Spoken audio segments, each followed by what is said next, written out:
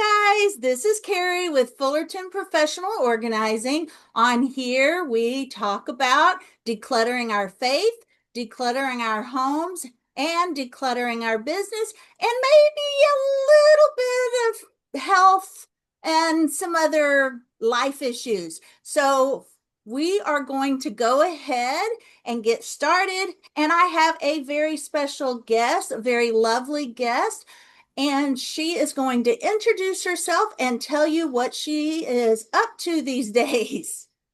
Hi there. Hi, my name is Kristin Luckey. I am currently the executive director of Blue Sunday Child Abuse Prevention Initiative based out of Harlingen, Texas. We've been around for about 31 years now. We are exactly what we sound like, the Child Abuse Prevention Initiative. We have two major parts of our mission. One is that we promote the National Day of Prayer, which is the last Sunday in April every year. Mhm. My cousin Janet McGee, who's the founder of Blue Sunday, has Oh, y'all been, are cousins. yes, she's my Oh, cousin. okay. She started this over 30 years ago, and within these 30 years, she has over 1 million supporters across the world Oh, yeah. that pray on our National Day of Prayer. So that is part of our the big part of our mission is Mhm. we want these churches on that Sunday to pray for the abused children, the foster children, but also those who rescue them. That's the caseworkers, the teachers, the police officers, all of everybody who's involved in this world. We want to make sure that special prayers go up for them. And then the second part of it is we raise funds locally, and all that money that we raise locally stays local. And that I have caseworkers who will reach out to me, and they may need a safe sleep space for a family that's in the investigation phase. And so I'll provide that for them, or a car seat, or diapers, or gift cards for HEB, whatever it may be, we provide to the caseworker to provide to the families.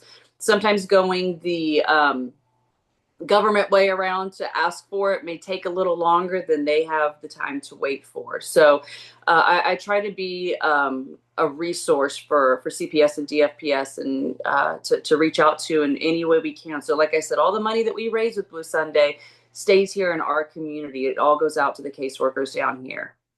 Okay, so part of the name Blue Sunday. So Sunday is so that we can focus on a day to Right. really focus on abuse, right?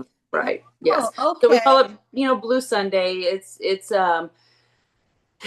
is it's a sad day, but it's also a day that we just, like I said, we ask that when you go to church that day, and we do have a lot of churches who say a very specific special prayer with the congregation, and we just want to make sure that we lift up all of those who are in this world, whether it be abuse, foster care, rescues, whatever it is that they do. We need to make sure that their names are heard, and that people understand what they do, and Mhm. understand how much it takes these caseworkers. The turnover rate for these caseworkers is crazy, and I can only imagine. Working with Blue Sunday, I've always told everybody, is by far the most rewarding job I've ever had in my whole life. I come home at the end of the day, and I know that I made somebody's life better every day. I cannot think of anything more rewarding than that. But if I can help that caseworker with just one less thing on their plate, just one less thing that they have to worry about to help these families, then again, that's what makes my day wonderful, is being able to do that. But I cannot do that without the community support. Right. Right. Harlingen, San Benito, La Feria, all these areas around here have just been such huge support. And we even get support from Hidalgo County as well. And we work with some of the other sister agencies in Hidalgo County. And Mhm. we have a judge over there that's just great and supports us and whatever we do. And the Cameron County DA here is a huge supporter of Blue Sunday. So it's a great community. All of us that do what we do, we all work together, which Mhm. I do. I love that, and it's all for the right cause, for the Well, same cause. what is the process? I know the organization is there, but how does it work? How do people take advantage of Blue Sunday? What is the process for people that, oh, let's say a judge, because I Mhm. know an acquaintance that I was talking to just the other day. let's say she runs across a 3-year-old that's been abused.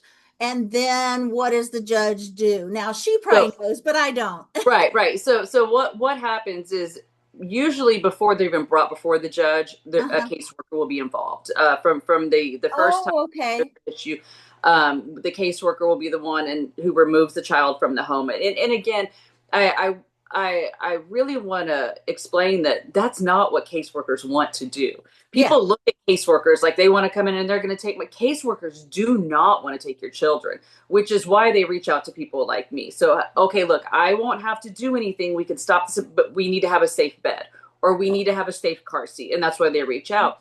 So the caseworker's already involved normally by time they're in front of the judge. But Well, um, it's a we norm right we severely abused. right. So what we do is we normally deal with them going up into the investigation phase, and it's through CPS and DFPS. They reach out to us. We do not have people directly reach out to us. It always comes through a Okay. caseworker or a church. And then we also work with a lot of the teens who are aging out. We do a lot of events. We do camps and luncheons and things like that with the ones who are aging out, trying to prepare them for what's next for them. The opportunities that they have, if they finish their one college course, I believe it's before their 25th birthday in the state of Texas, they have access to 4 years of free college at any public university at any point in their life, but they have to get that one college credit, those 3 hours in. Yeah. So we really try to push that, and or if they want to go to trade school, there's so much available to them, but we need to let them know. And so Yeah. that's another thing Blue Sunday does is we work with the caseworkers. The caseworkers are the ones who we have what we call our PALS coordinator, and he's the one that sits down to talk to them, but they're teenagers. So Blue Sunday is going to provide the pizza. We're going to provide the whatever it is so that we can have their attention. We also do suitcase drives for the kids. Oh, It's yes, very I've heard important to us of that they don't suitcase travel with black trash bag. bags. Yeah. Yeah, it's very important to us. We don't want them to ever feel that that's what their life consists of, is that trash bag. And so we do suitcase drives, and we do a lot of things. We work, like I said, we work with other agencies that'll come in, and great agency out of Hidalgo County, but they assist everybody. They just happen to be based there. It's, foster angels. And with them, we kind of go back and forth a lot. And okay, they can provide this, but can y'all provide this? And like, yes, okay, we've got those. We can help you with this, and it's great. Foster Angels will help out with driver's license, driver's education courses, even cars. Mm. So again, it's this whole community. We all pick up the pieces, and one of the blessings of an organization like Blue Sunday is that we are locally run and we are small enough to Mhm. where we don't have a line of 15 people that everything has to go past to Mm. to, to get done. So we are an Well, the red immediate. tape, a lot of red Right. No, tape. yes, we don't have a lot of that. So when we need to get something done, and normally in this field, time is super important. Mhm. When we need this now, we need this fast. Between our agency, the other agencies, we make the phone calls, caseworkers make the phone calls, and we can get done what needs to be done Mhm. before the situation escalates anymore. And that's kind of our goal with working with each other. And like I Yeah. said, we kind of all have our things, but we can also adapt. During COVID was we were talking about this earlier. During COVID was very difficult because we had a lot of the numbers were dropping, the case numbers were dropping, but the reality of that was because the kids weren't in school, and one of our biggest reporters are the teachers. And so after COVID, you kind of saw this, and now we're panicking. And so there's certain agencies that are able, like Blue Sunday, to step in and provide immediate relief Mm. until we can work on a long-term plan. Hmm. Well, let's go back to your suitcase drives. I just have one little question. Now, when you do those suitcase drives, are they for new suitcases or can they be used also? Or do you only take new items or So when it comes to the suitcases, we do take used, but we ask that they be in pretty good oh condition. Obviously, yes. we don't want something that's been banged up and thrown out of an airplane on a runway. I have a Or suitcase. looks like a trash bag Right, already, right. right? Yeah, absolutely. We prefer that they, I mean, we'll clean them up a little. I have a volunteer who helps, and that is her passion, is that suitcase drive. Hmm. She's so amazing. Her name is Jen. Um, we will clean them up as much as we can. We like new. If you can do new, especially when Amazon has sales, things like that, that's great. We can Yeah, have and Walmart, directly some there. of the Yeah, prices are, exactly. they're not Ship them that directly to our office. That's great. We even, even the little kid ones, the tiny, cute little ones with the cartoon characters, even for bad. the young ones, we find places for all of them. And that is one of the things with Blue Sunday is we are what I call like a pass-through organization. Hmm. We don't keep a lot of stuff at our Hmm. office. So Hmm. like one, we were talking about Sam's earlier. A great one is Sam's. The team at Sam's, when they get all of their overstock, their socks that have been opened, all these, kind of random pieces, and they're piling up. The general manager up there will give me a call and be like, "Hey, I've got all these boxes of stuff. I've got diapers. I've got socks. I've got this." I go pick it up Yeah, and then I distribute Arnold's it. pretty good Yes. about anything that has to do with kids. Yes, he's great. He has blessed us with so much, and it's great because My a dog. a lot of that stuff I was able to pass on to other agencies that have a lot of the teenage kids and the older stuff. So we find a home for all of it. So with the suitcases, we bring them in, we clean them up, and then they go out to the kids. With the donation, same thing. When it comes in, we push it right back out to the other agencies or the kids, no matter what it is, whether it's I've had a lot of books, used books donated. I'll kind of go through and pull out the faith-based ones for our kids, but the rest of them, I donated all of them to Loaves and Fishes, and so that they can use them for their family rooms. So yeah, we don't. How do I say this? The youth that we're talking about very specifically, obviously their lives are not amazing. You Yeah, know what I mean? They've struggled. yeah. So that being said, we really prefer to give them new items. Hmm. We don't want them to feel like, oh, here's something I don't want anymore. You can Yeah. have. You know what I mean? So we really do, like, I don't take used clothing. I try not to take anything like that. If it's clothing, it needs to be new. Yeah. The suitcases are a little different because even if it's used, it can still be in really good shape, and we can clean it up. We'll do that. But I can't take used cribs. I can't take used car seats. I can't take used strollers. None of that stuff. Those all have to be new. Yeah, well, that's good. That's just information that I think the public needs to know how they can help and where they can help. And I think it's nice that now this is just the way my brain works. I don't know if it's how everyone's brain works, but doing a drive for like suitcases makes it really, really specific and everybody knows what they're Right. donating to. And then if it happens to be the clothes drive, everybody knows it's clothes. They know what they're, instead of, I mean, and this is all good too, because people, organizations need money too. So Yeah. it's not saying that, but I think people are more open when it's not just money, when Right. it's something specific and tangible, and then they can say, okay, yes, I think I can contribute to the sock drive, or because And, everybody's. we do get a good mix. We do get a lot of donations throughout the year. Like I mentioned, Arnold over at Sam's is just so amazing to us. We get a lot of good donations that we can pass through. But we also have organizations who host events benefiting Blue Sunday, which is Mhm. great. So that could be a reason. It could be a Christmas party.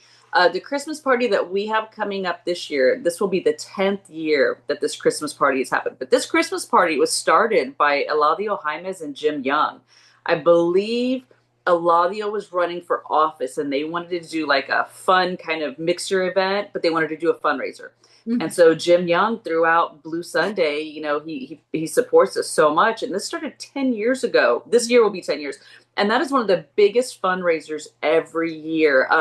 There have been, I would say, in the past 9 years, they've raised anywhere from 3,000 up to 25, 30,000 at this event. So there's different ways you can help because yes, I have to buy the car seats. I have to buy the playpens. I have to Yes, buy it. So the sometimes I money is need the, definitely important, but I love that different organizations can choose, what their budget, what right. they think their employees will. Yeah, I think that'll be really Absolutely. neat. I think maybe for my Bible study and maybe some of my groups when we have our Christmas party, it might be nice to have a Christmas exchange and bring things for So, Blue so Sunday. for our Christmas, one of our big pushes for our Christmas that we've been doing for years and as part of this party is our gift card drive. So what we do is, a lot of times during the Christmas holidays, our community is so great, not just to us but to all the agencies, and so the younger kids are provided for by the community, the toy drives and all that. But what about your teenagers? I raised 5 of them here. The toys, that's not what they want. So what we do is we do $20 gift cards. We ask that they either be Walmart or Target, somewhere where they can physically go shop, and so we, all the month November and through December, we ask everybody to donate $20 gift cards. And then these are distributed to all the teenagers that are in foster care across the valley so that they can go buy what it is that they want. Again, they're teenagers. So trying to guess what they want is, you're probably not going to get it right. Right. But And this is a yeah, Christmas gift for them. This right, is not right, you need to spend it on food. You right. need to No, they can spend it buy on whatever healthy. you want with It's it. Yeah. it's something that they can spend on whatever they want. Exactly, exactly. And again, we do ask for things like Walmart or a store at Target where they can locally go. Sometimes they move around, and so Mm, Amazon's not always the best because the shipping issues. It may not get to where you needed to be in time. So mm. again, that's why we do ask for Target and Walmart cards specifically where they can walk in. But yeah, that's one of the drives. It's a gift card drive, I but love that. That's a it's great great. idea. Okay. I like that. Yeah. And if all they can afford is a $20 gift card, that's That's what wonderful. That's it's a wonderful. I donation. every Yeah. That's why I don't, if it's a donation or $5 donation or a $500 donation, every single penny matters. Every penny matters. And I'm a big believer in people give what they can give. Maybe Yes. that's their last dollar. Maybe they Mhm. only have $5. And that to me just means so much more when they do donate. Because I know that it was something that they had to, think about before they did it. It's so, like I said, I don't, whether it's a dollar, whether it's $5 or $500, it's all so appreciated, and it all goes right back out into our community here in the RGV to our foster kids down here in South Texas. Okay. And is Blue Sunday just local, or are there Blue Sundays everywhere? So okay, I've been asked this a lot about branching Blue Sunday out, right? So here's the philosophy with Blue Sunday. We are local as in RGV local. We go to Brownsville, we go to Willacy County. Right. Our goal is to not have Blue Sunday take over and be everywhere. Our goal is that these churches, through our National Day of Prayer, we start these contacts with them. We want each church to create their own Blue Sunday. We Oh, want community to have their own, whatever they want to call it. That's up to them. But we need people in every community to take the lead on however much you want to do, however much or however little or what you can do. But we really use our prayer as a way to start the conversation, to hmm. start the conversation with the churches. This is something that is a ministry that a group could take on, a women's group could take on, their own version of Blue Sunday, whether it's providing something once a year, whether it's providing something all year long. There's things out there like it's called Care Portal that we use. We do have several churches down here who are part of it. And it's a great online platform where the caseworkers go in and they type, I have a family of 4. They need 2 toddler beds and 2 car seats. And this goes out to all the churches who are part of it. And then whoever is the contact at that church sees it, goes, oh, we can provide one of the cribs or one of the toddler beds. And another church goes, we can provide the other toddler bed. And Mhm. it's great too, because then a lot of times these churches, when they go and they deliver to these things to these families, a lot of times they get to that this is part of their ministry work. You know what I mean? They get to have Yes. the conversations with them. And so um we want Blue Sunday to continue here. We want it to be bigger and bigger and help more people. We want less children in the system, but to be able to offer unlimited help to all of them would be the Mhm. goal, the Mhm. ones that are in there. But I challenge our faith-based communities outside of the valley to start their own version and to get involved. And each I believe every zone in, I know at least in Texas, with our Texas DPS, they have what's called a faith-based liaison. Mm. So our faith-based liaison through DFPS is a good friend of mine. Adore her to pieces, and she works at Zone 11, which is the South Texas region. So you get in contact with DFPS, your faith-based liaison, and these caseworkers will come out and talk to you and how you can help and what you can do. We Mhm. had a church here in Harlingen that did a foster parent night not too long ago, and now I've got parents asking me like, when we can do it again, where the faith-based liaison reached out to all the foster parents. The church hosted all the kids that night. Blue Sunday provided all the gift cards so that those parents could go to a dinner at Longhorn or Chili's or Oh. Applebee's, and the church kept all the kids busy playing games, watching movies. So it was, daycare. When you have multiple children, when you have one child, it's expensive. Yeah. But a date night for these foster parents, just that 2-3 hour break, it could mean the world of difference to them that week. You don't know what's going on within their house. So again, this was something local that our faith-based liaison got with the church. The church people decided, hey, we can keep the kids for a couple of hours. They reached out Yeah. to Blue Sunday, hey, can y'all provide gift cards for meals? Absolutely. So there's a lot that we can do within Mhm. our community, to reach this population. It's not as far-fetched and so difficult to help, and there's a Mhm. lot of different ways that we can help. But again, I challenge our churches and our faith-based communities to go out there and to get involved, because that's the only way we're ever going to reach all of them. Yes. Well, does Blue Sunday reach out to all the churches? How does that part work? Because I know So I don't yeah, think my church necessarily has a Blue Sunday type ministry, but right, I know that every school year they do pass out, they do free haircuts and the backpack ministry. And it would be kind of neat if, if right. they were involved also with Blue Sunday. So locally, again, with Janet doing this for as long as she has, Mhm. I feel like she's probably touched almost every church locally at some point or another. Mhm. A lot of it is just, I mean, we're a word of mouth ministry. We really are. We're a word of mouth ministry. I still have people to this, as I've been involved with Blue Sunday for over 10 years now, and I still have people to say, go, so what is Blue Sunday? And I'm like, what do you mean you don't know what it is? Because it is. It's such a big part of my life. But if churches want to just reach out, shoot me a message, go to www.bluesunday.org.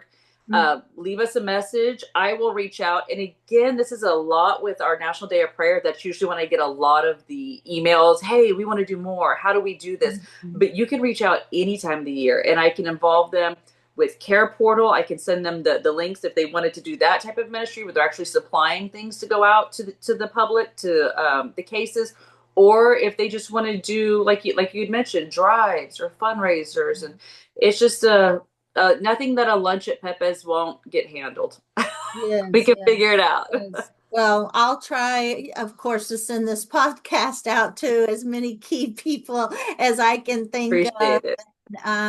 get the word out because I know I have heard of Blue Sunday, but of course, by the questions that I've asked, I know that there are people, like you said, that don't know the whole gist of how it works. They may think Blue Sunday has it all handled and they Well, still there's always more. There's work. always more. Anytime Always. you're a nonprofit, you're always going to need help. Right. So, And we always we go with the flow.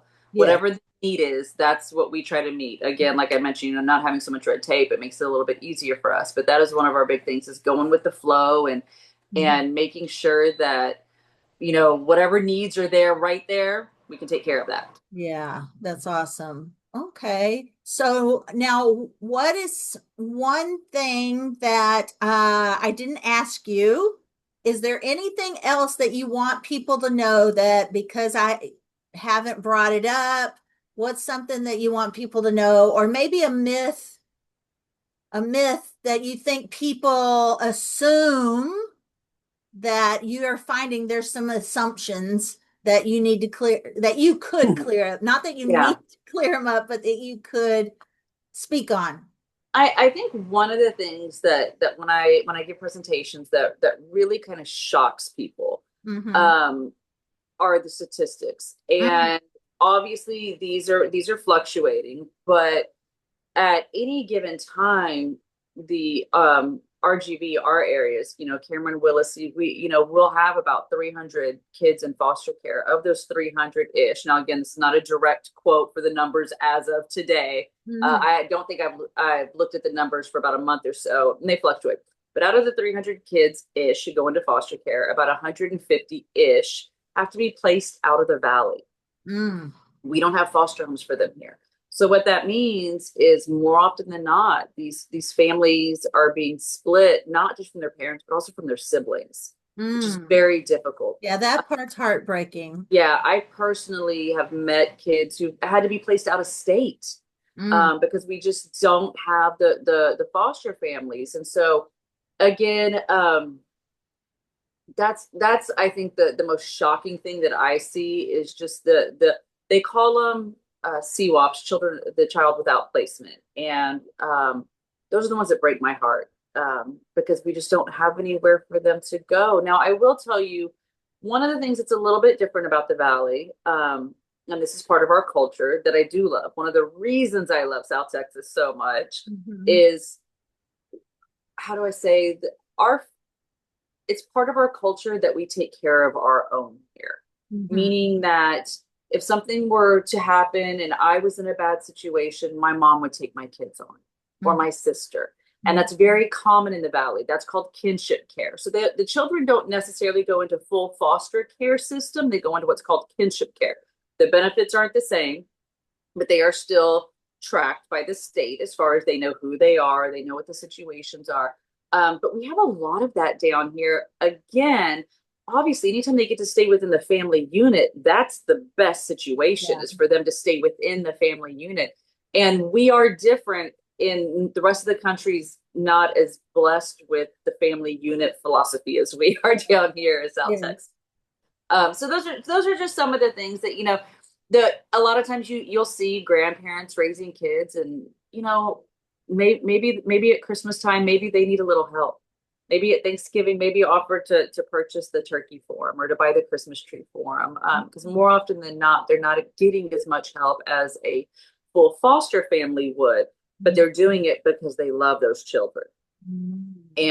and that is going to be the best outcome for the children. So um, like I said, when you see the grandparent with a bunch of little ones running around, and those are not their kids, and Yeah. just be kind, be patient. It's we do see that a lot down here in the Valley, and like I said, it's a blessing in that our family units care like that because not all the countries like that. Mm-hmm. But yeah, like I said, we've got different levels of it. We've got the kinship care, we've got foster care, we've got the teens who were aging out. There's just a lot to learn about it. One of my big things that I always love to push is CASA, which is another organization down here. These are Say your that one again. CASA. Oh, CASA. Yeah, these are your court appointed special advocates. I personally have friends of mine. I was on the board there for years, but I have friends of mine who have been these CASA representatives, and they get to know the children and they get to represent them when they go to court. They get to be that support for them because a lot of times when you're in court with the children, you have the caseworker or the DA, and you have the kid, and then you have the parents. And it can be very, very stressful and hard for those children to be honest when the parents are right there. So that's why you have your CASA advocate. Yes. You have your CASA advocate who spends time with these kids and takes them to Dairy Queen and whatever, just spends time getting to know them. And they Um, say the hard stuff in court. right, that may be hard for the kids to do. And so CASA is a great program. We have their office is based in Brownsville, but it's CASA of Cameron and Willacy County, and they're great. So if anybody's wanting to kind of dip their toe in it and kind of see what Mhm. it's about, they offer a great training program to so you can really see the different stages. And again, these are local kids, so you're going to see what's going on down here locally. But yes, I highly recommend. With Blue Sunday, we don't have volunteers like that. Like I said, we're kind of a pass-through organization. Mhm. But if you're looking to volunteer, I definitely recommend one of the organizations such as CASA. That just happens to be one of my favorites. Yeah. Well, that's good to know. All right. Now tell me what else you are doing in your life that we want the audience to know. Okay. So in my life as a whole, sorry, there was just thunder and my dog's freaking out. In my life, our what I call my grand finale just moved out. So I'm no longer at kids. It's my husband, myself, and our dog Harlow staring at each other. And I thought to myself, wow, I guess I'm just not busy enough. I absolutely didn't think that. I don't know what I was thinking when I decided, but I did decide to run for Texas House seat District 37. This is Northern Cameron and Willacy County. We have our primaries are in March. I'm plan on going to Austin, be a strong voice for the Rio Grande Valley. I'm fifth generation Harlingen, eighth generation Texan. I love our community. I raised all five of our children here. All of the boards that I've sat on, from the Literacy Center to CASA to United Way to Rotary, have all been organizations that give back to our community. And so I see the needs, and that's Yes. important to me. It's Yeah. important to me that you, so to speak, get down and dirty, right? Like Yeah. I have.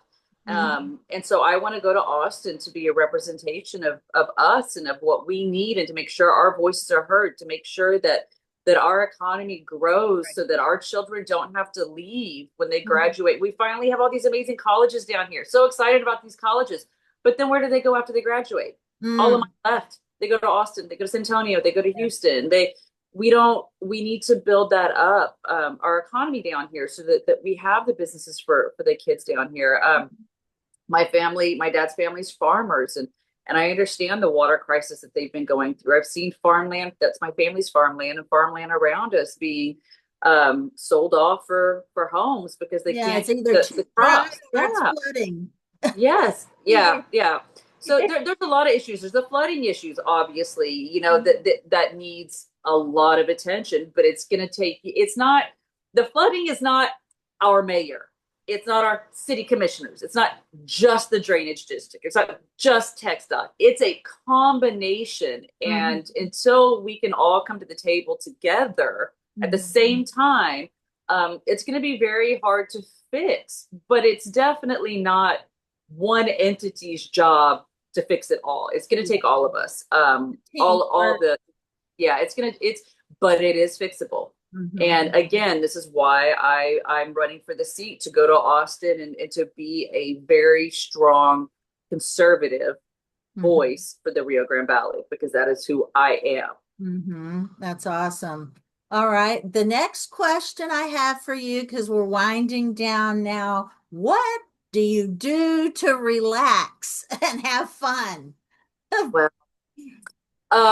okay, so if I had my way every weekend, my husband is a great trip planner. Like he'll be like, "Hey, there's a concert at House of Blues, and while we're there, we're gonna go to see the Astros, and then I'm gonna take you to dinner." That's my favorite, when I don't have to make the decisions. Oh, that's awesome. Yeah, I love that. I'm down for anything if I don't have to make the decisions. But on a daily when I'm home, um, I love to put on like the History Channel, or like period pieces. I love period movies. I loved The Tudors. I love Gilded Age. and I do needlepoint and cross stitch. My husband jokes that stabbing something 8,000 times is relaxing to me, which is terrifying to him. but yeah, I like to do stuff with my hands. So I I do too. watercolor, I needlepoint, I cross stitch, I design needlepoint. That's kind of my take me out of the moment. Yeah, yeah, yeah. Yeah. And yeah, and you love to cook, I and do love to cook. Like I admit, yes, cooking is is your for me. quiet time. That's my quiet time. Like I said, there's nothing to empty out your kitchen from teenagers than to start cooking and asking people to help with the dishes. They clear real fast. Yeah. So there's not. I enjoy cooking, and again, growing up a farmer's daughter, I grew up with all of this amazing produce in the valley. So I'd say probably 90% of what I cook is all fresh. I Yeah. don't like canned vegetables. I just don't like them. I'll do frozen if I have to, if it's something I can't find, but I love to cook with things down here in the valley. We have so much good produce, and like I said, it's my quiet time. I'll throw on a Alexa and whatever I'm in the mood to listen to and pour a glass of wine and just start cooking, and Mhm. usually make way too much, but I'm learning how to size down for two people. Yes. Well, I grew up with my grandmother had a garden, so I Oh, and my mom had a garden, so we grew up with all the fresh veggies. And my great aunt was my uncle was a farmer, so we had all of that to grow up on, and I really do contribute that to me not ever getting sick. oh Um, yeah, yeah, the I had only lots of time dirt as a kid. yeah, the only time I ever have gotten sick is the two times I've caught COVID, and I've had bronchitis twice. Yeah. Those are You the know, yeah, I was never sickly until I got COVID. And then after I got COVID, I had started with my heart problems. mm, But it was all after COVID. But yeah, I grew up, it's a funny story. My uncle, he had this beautiful garden in his backyard and he would plant cherry tomatoes, which I'm still to this day obsessed with tomatoes. Like I love tomatoes. I love I do. homegrown Yeah. tomatoes. I And so he best. caught me. He said I don't know, I was probably about four or so. I had walked down his entire row and eaten every single cherry tomato off every plant. And then when I was sitting at the end and he was like, Kristin, did you eat my tomatoes? And I looked up and I was like, no. But I had this rash all around my face from the acidity from the tomatoes. I was like, no, I didn't eat them. But yeah, I obviously did. And so now I've gotten better at not getting it around my mouth, but I love. Or we used to play the games when we were little, where my mom would pull up to a on the side and be like, "Okay, jump out of the car and grab a watermelon, and the first one back that doesn't get caught by the farmer's the winner." I later found out she knew the farmer, but it was just a scare. Oh wow, that's And so we hilarious. would jump out and grab the watermelons and come running back. But no, I love all of those memories, and I love that I eat like that, and I love that I've taught my family to eat like that. Like none of the kids like canned vegetables. They can taste Mhm. it. Yes, you can taste the can. Well, Yeah. I can't say I'm at that level because all of my brothers can keep plants and gardens alive. Oh yeah. I have the house where I buy and buy and buy plants. They die and I throw them away. Yeah. I have, My husband calls me plant hospice, where plants go to that's die. where they go to die. Yes, me too. Now, the one thing I would love to be able to keep alive is that tomato plant. Oh I'm yeah. with you on that. I would love to have a whole field full of tomato Yeah. plants with the homegrown tomatoes. Yes. Now, I have discovered only recently, and maybe anyone out there that kills plants, I have bought, my husband has the big soda bottles, the 2 liter. Hmm. Hmm. I poked a hole in the lid and I fill that up with water. And I have actually started that about a month ago, and I have actually been able to keep my store-bought plants. Now, my homegrown plants, we're still investigating whether I can keep those alive. But at least when Yes. I go to Lowe's and buy a plant and I put those soda bottles in there, they drip slowly, Hmm. and I've been able to keep. those plants alive. We'll see. I've got some zucchini planted. It started Oh, growing. The cilantro has not started growing. I have one sunflower plant that started peeking through the dirt. So we'll see. well, good luck. We'll see. Let's see if we can at least keep them alive Right, longer. We'll, right. No, that's why it's always good to keep farmers as friends. yes, Always. Yeah, yes. they call like, hey, I've got a bunch of extra onions. I'm like, on my way. Oh man. And if any of my family sees this video, this is my local gumbo lady. She Oh makes yeah. gumbo. I don't know too many people here in the very bottom. In case you don't know where we're at the very bottom tip of Texas. I don't know that many here that make gumbo. And so when I My found out you make yeah. gumbo and we make Yes. real Oh gumbo, yeah, yeah, no, we start from not scratch. just the fake stuff. Yeah. Yeah, no, my grandmother's family is actually from Louisiana. I still have family in the New Iberia area. I still got family in Baton Rouge. But yes, my husband tells everybody I won his heart with a shrimp etouffee. Mm. Yeah, that again, that's just part of the family for me though. We grew up cooking in my grandmother's kitchen. She grew up that way. You know, all the ladies cackling and drinking wine and being loud. That was part of every holiday. I would not trade that for anything. So again, for me, when everybody talks about how much I cook, that's for me, that is relaxing. That's Yeah. the same thing as sitting down with a book and a cup of coffee to me. Like I enjoy it. It reminds me of growing up. And my grandmother is 92. I know she doesn't watch podcasts, so she won't hear me tell everybody how old she is. But she's 92. She's still going and blowing. Oh my gosh, she is a pistol. But she's the one that taught me to do it. And we would do gumbo. We would do gumbo cook-offs every Thanksgiving. Me and my Oh, cousins. There were six of wow. us, and we would all get together. And my grandmother, my nana, was always on my team, so I know her recipe. And if Yeah. you ask her for your recipe, she will write it down. But it's so funny because I noticed that my mom's recipe and my sister's recipe and my aunt's recipe were all different. She tells everybody a different way so that nobody's as good as hers. Oh my goodness. Yes. That's funny. Yes, everybody's recipe is a little different because Yeah. she doesn't want anybody's to be better than hers. Yeah. Well, I don't think I make it exactly like my grandmother.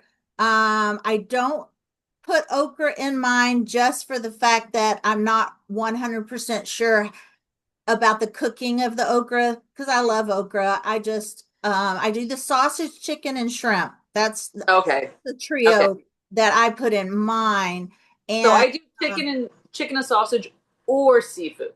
I do mhm, one or the other, but the okra is just your thickener. I mean, you can use now. Don't ever use canned okra. Oh, it'll taste like aluminum. But oh, I you, bet. Yeah. yeah. But if you don't want to use okra, you can use filet powder, which is just Oh sassafras root. yeah, I use that. Mhm. Yeah, but okra is a natural thickener. So Oh, that's okay. what it's in there for. Is that everything got the slime, the okra slime? It actually thickens up your gumbo. Oh, okay. Yeah. And my grandma made seafood gumbo too, but it seemed like every time she made chicken gumbo, she threw the shrimp and the sausage in Yeah, there. And yeah, then the seafood gumbo, of course, was just the seafood. It was more yeah. crab and uh Oysters and yeah, all of mhm. that. Yeah, so we didn't eat as much of that. And Yeah. that's really the only thing I think I know how to cook from Louisiana. Uh, Really? No red beans and rice? No dirty rice? yeah, no, I never made any Oh, I of make red beans and that. rice And, probably at least once a month. We do red yeah. beans and Well, rice my here in the grandma house. made boudin. Oh, I love boudin. Yeah, she I love made boudin. boudin, but I never learned how to make boudin. But she did the whole Yeah, I break it out like sausage. Yeah, I don't know how to do that either. I know how to eat it and I know how to cook it. I don't know how to make it. yeah, and so that's it. Gumbo's just Yeah, I love the only thing, but it. yeah.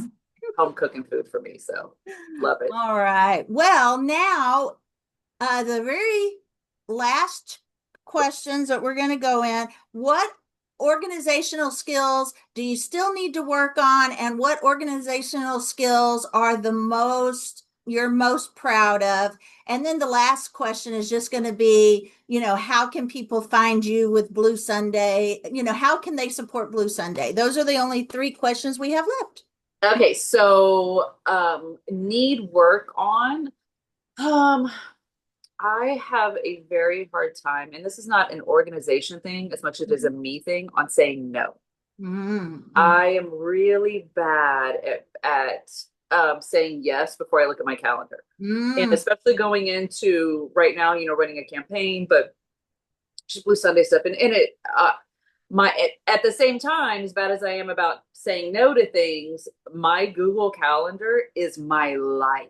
yes. My Google Calendar, I added my husband to it. He doesn't put anything on it, but just so This that he one's can see. mine, the paper. Yes, yeah. So I love a good binder calendar. I have a really nice disc calendar that when I was at Marine Military Academy, I used for years. I loved my disc calendar, but then when I got to where I had to plan things when I was running a congressional campaign, I ran her calendar, and so I need other people to see it, and the paper calendar doesn't work like that. So Yes, yes. yeah, I my started Google Google. yeah, my Google Calendar is like it's my Bible and then it's my Google Calendar. Like those are Mhm. the two things that I look at every day. Mhm. First thing when I get up in the morning, Google Calendar. Okay, what do we have on the calendar for today? That is probably and again the fact that you can add people to it, your husband, your kids, whatever, so everybody Yeah. can kind of see what's going on. I am a techie person. I After I moved away from the paper calendar, I started to embrace tech. Like I know a lot of people don't like it. They don't like it in their home, but like the Alexa, when you have kids, Oh yeah, we have go too through, many Alexas. yes, I have them all over the house. But when you have kids who go through your grocery pantry, like they're starving to death daily, it got to we don't have milk. Well, did you tell Alexa? Because when I go to the grocery store, I log on to my app, and that's where I plan my grocery list. If you didn't tell Alexa we were out, we don't have milk. So that was probably one of the biggest parts of just my daily keeping my sanity was making sure that the kids use that for the groceries.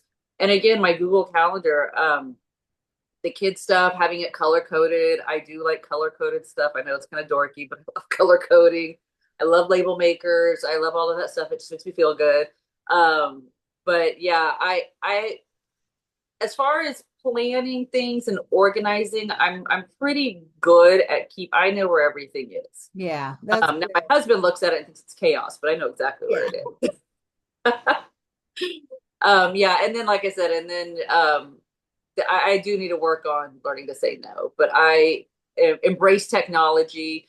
Um, I Mhm. hate to say it, but guys, it's not going anywhere. So Yeah. learn to Yeah, embrace technology. exactly. Learn to use a Google Calendar. You need to learn how to do all of that stuff. It will definitely make your work life more productive as well. Um, and then where to find me. So you can go to www.bluesunday.org is our website. Mhm. I put our newsletter up there. I change it out every time we get a new one. All the links are there. All the links to the different organizations are there. Our upcoming events are there. Really, everything that you would need to know is there. We're also on Facebook, but you can also find that from the website. And then you can also sign up to be a part of our newsletter. So that way I send those out to you guys, whether you want an email or snail mail, you can, let me know on there. Or Mhm. if you're just a church or somebody within your church who has some questions and would like to start your own version of Blue Sunday, you can shoot me an email at Kristin, Kristin, at bluesunday.org and shoot me an email and I'll get back with you and we'll brainstorm on what you're thinking and how I can help you get there and how we can work together to make sure that this population that we're serving is served the way they need to be and also ministered to as well because that is so important. And so yeah. Well, that's so awesome. And we are going to put that in the description. And you can send that to me just so that I got all the right spell. Perfect. Yes. Right spellings and all of that. And I'll also go and look at the website and yeah. Well, thank you so much for coming and filling us in on all the details, so that we can choose to help And thank you, thank you, thank you. And Yes. guys, we want to say thank you to you too for watching and for listening. On Spotify, it's in video, and YouTube, it's on video. So share, like, subscribe, and all the things. Not the thumbs down, all the thumbs So, ups, all the yeah. subscription, cast it, share it. Yes. Thank you guys. All Thank you so right, thank you.